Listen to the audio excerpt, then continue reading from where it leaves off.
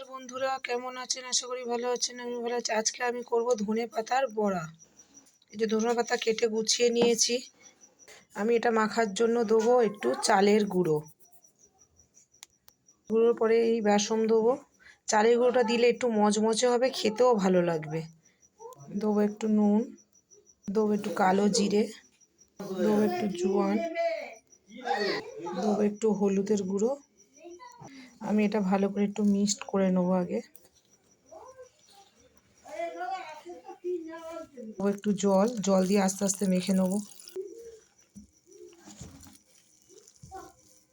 আমি এর মধ্যে দুটো কাঁচা লঙ্কা কুচিয়ে দিয়েছি, দিয়ে এই মাখা হয়ে গেছে।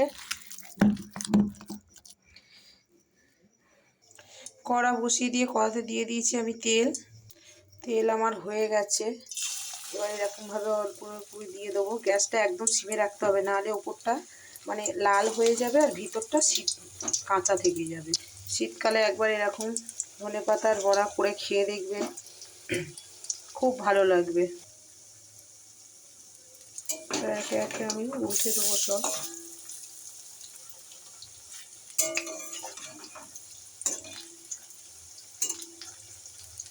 ধনেপাতার বড়া হয়ে গেছে, এবারে আমি একে একে সব তুলে নেব।